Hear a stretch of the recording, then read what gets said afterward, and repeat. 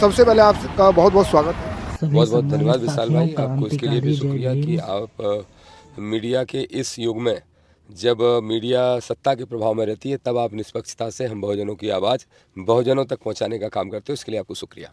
आप पाखंडवाद के खिलाफ जंग मध्य प्रदेश में छिड़े हुए हैं, पर अम्बेडकरवाद पर भी गहरी चोट मनवादी लोगों द्वारा की जा रही है। संविधान की प्रतियां जलाई जा रही हैं। अम्बेडकरवाद मुर्दाबाद, अम्बेडकर का पुतला फूंक देंगे, हमको कोई रोक नहीं सकता। ग्वालियर के बाद भिंड में भी ये घटनाक्रम देखने को मिला।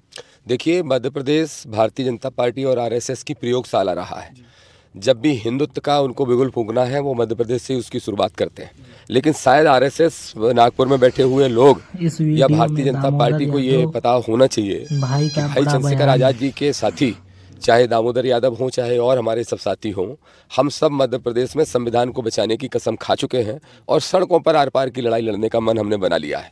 ग्वालियर की घटना हो, चाहे भिंड की घटना हो, मैं आज ही ग्वालियर पहुंच रहा हूँ। आज ही बैठक बुलाई है और कल प्रेस कॉन्फ्रेंस करके हम प्रशासन से भी सारे अधिकारियों के फोन आ रहे थे रास्ते में, डीएम एसपी वगैरह के। मैंने कह दिया कि सारे लोग जो बाबा साहब के लिए अपमानित बात कर रहे हैं, अपमान करने वाली बात मीडिया में कर रहे हैं, जो पोस्टर जला रहे हैं, जो पुतले जलाने की कोशिश कर रहे हैं, सब पे रासूका लगना चाहिए। राष्ट्रीय सुरक्षा कानून एनएसए के तहत उन पे कार्रवाई होना चाहिए। और अगर ये नहीं हुआ तो आदरणीय सांसद जी भाई चंद्रशेखर जी भी आएंगे, मैं भी पहुंचूंगा और हम आर पार की लड़ाई पूरे ग्वालियर को जाम करके लड़ने का काम करेंगे। चंद्रशेखर आजाद भाई ने 72 घंटे का अल्टीमेट दिया और कहा कि एनएसए के तहत कार्रवाई नहीं हुई तो 72 घंटे बाद मैं आ रहा हूँ, नई साल पर आ रहा हूँ 1 तारीख में।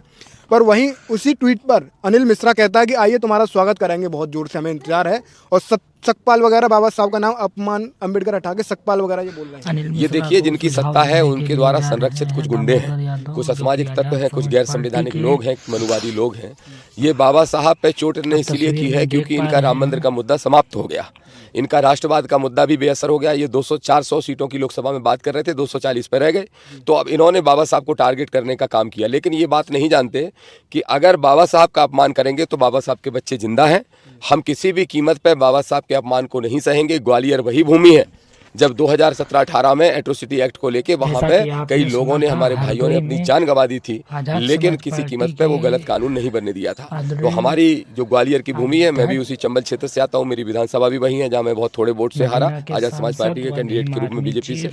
लेकिन किसी भी कीमत पे बाबा साहब का अपमान तो नहीं सहा जाएगा। हमारी मांग है, मैंने अभी एसपी को बोला है कि जिन जिन लोगों ने गलत बयानबाजी की है उनको ढूंढो, उन पे एनएसए की कार्रवाई करो, नहीं तो फिर भाई भी आएंगे, दामोदर भी पहुंचेगा और फिर आर पार की लड़ाई हम लड़ेंगे। इनको सबक जरूर सिखाएंगे और ये सबक जो सिखाने का सिलसिला है वो ग्वालियर से जरूर शुरू होगा, लेकिन फिर जाके रुकेगा। मैं मोहन यादव से कहना चाहता हूँ, स्पष्ट तौर पर सुन ले, मोहन यादव मुख्यमंत्री मध्य प्रदेश के, मोहन यादव मनुवादी यादव हैं, लेकिन दामोदर यादव अम्बेडकरवादी यादव है। अम्बेडकरवादी होने के नाते संविधानवादी है और संविधानवादी है इसलिए भारतवादी है। तो भारतवादी, संविधानवादी, अम्बेडकरवादी दामोदर यादव की खुली चुनौती है। मोहन यादव, तत्काल प्रभाव से ये घटनाक्रम रोक दीजिए, गंदी राजनीति बंद कराइए। और अगर ये बंद नहीं हुआ तो सिर्फ ग्वालियर पे आंदोलन नहीं रोक जाए सीमित रहेगा, ग्वालियर से होकर श्यामला हिल भोपाल तक पहुंचेगा और मुख्यमंत्री की कुर्सी से उनको उठा के एक संविधानवादी को बिठाने का काम हम लोग करेंगे। आपने जो मनुस्मृति जलाई थी, उन लोगों का ये कहना है कि आपने एक्शन किया तो हमारा ये रिएक्शन है, आप पेट में दर्द क्यों? क्या है मनुस्मृति? किसी की हिम्मत है? नहीं, वो कह के देखे ना, वो ये कहें कि मनुस्मृति क्या कोई धार्मिक ग्रंथ है? और अगर धार्मिक ग्रंथ है तो मैं ब्राह्मणों से ही पूछना चाहता हूँ, अगर ब्राह्मण जाति के लोगों को या मनुवादियों को दिक्कत है तो मैं उनसे ही पूछना चाहता हूँ कि इस बात का उत्तर दो कि आपके घर की महिलाओं को क्या आप चरित्रहीन मानते हो? बताया कि उसमें तो लिखा है कि महिलाओं को चरित्रहीन होती है, महिलाओं के चरित्र का ध्यान रखने के लिए उनको शुरू से नजर में रखना चाहिए। कुछ ग्रंथ कहते हैं ताड़ना देना चाहिए।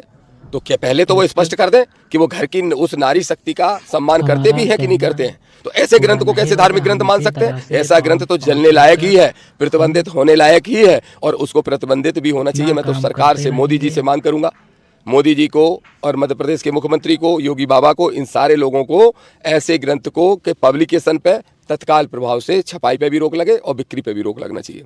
आपकी लोकप्रियता मध्य प्रदेश ही नहीं पूरे देश भर में है और इस लोकप्रियता के साथ साथ दुश्मन भी आपने बहुत पाल रखे हैं। बड़ा, इतना बड़ा कलेजा लेकर आप अकेली गाड़ी में चल रहे हैं, कभी डर नहीं लगता? एक तो आप पहले से बोल देते हैं कि मैं आ रहा हूँ, बाई रोड आ रहा हूँ, फ्लाइट से आ रहा हूँ, फिर भी देखिए भाई, अंदर सच्चाई की ताकत है, संविधान की ताकत है, बाबा साहब के हक अधिकार जो बाबा साहब ने दिलाए हैं उनका एहसास है। और मेरे माँ बाप से मिला हुआ डीएनए है जो हिम्मतवादी मुझे बनाता है। मुझे परवाह नहीं, आदमी की जिंदगी मरना देखिए, कोई 150 साल भी जी जाए और वो जानवरों की तरह जीवन जीता रहे तो उसकी 150 साल बेकार है। मैं तो 50 साल जी लिया, अब मुझे क्या परवाह है किसी चीज की। मेरे जीवन का शेष जीवन का मकसद ही यह है कि संविधान की स्थापना, संविधान के मूल्यों की रक्षा, बाबा साहब का सम्मान और दलित, पिछड़े, आदिवासी वर्ग के लोगों को, शोषित वंचित लोगों को उनका हक आरक्षण के रूप में मिले, इसके लिए हम आर पार की लड़ाई लड़ेंगे। ना मुझे मेरी जान की परवाह है और कोई गलत काम हम करते नहीं, इसलिए हम सरकारों से डरते नहीं। मेरा आखिरी सवाल है, ज्यादा समय नहीं लूंगा, कैसे देख पा रहे हैं ये इतनी बड़ी लोकप्रियता? मैं देखता हूँ आप जैसे जनसभा में जाते हैं, दामोदर यादव जिंदाबाद, इस तरीके के नारे, और धीरेन्द्र शास्त्री के खिलाफ जो जंग छेड़ रखी है उसको लेकर आप क्या? धीरेन्द्र शास्त्री एक आडंबरी पाखंडी 28 साल का नौजवान लड़का है जिसको भारतीय जनता पार्टी एक हिंदुत्व की दुकान के रूप में इस्तेमाल कर रही है। आडंबर पाखंड की एक दुकान है धीरेन्द्र शास्त्री।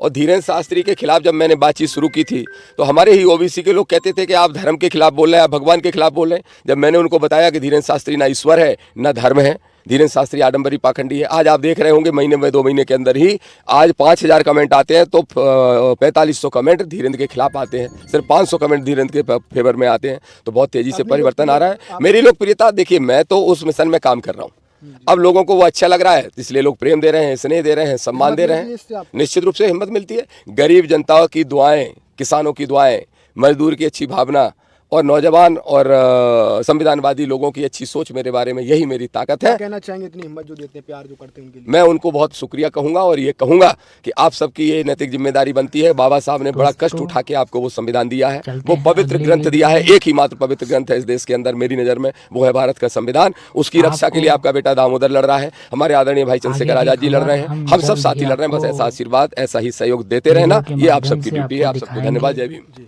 मेरे साथ दामोदर यादव जी थी, जो कि मध्य प्रदेश ही नहीं पूरे देश भर में चर्चा है इनकी, और एक वीडियो, एक बयान इनका जैसे ही आता है वो बहुत तेजी से वायरल हो जाता है। आज हमसे बातचीत की, इतना कीमती समय दिया, इसके लिए सर आपका बहुत बहुत धन्यवाद विशाल भाई। ऐसे ही आप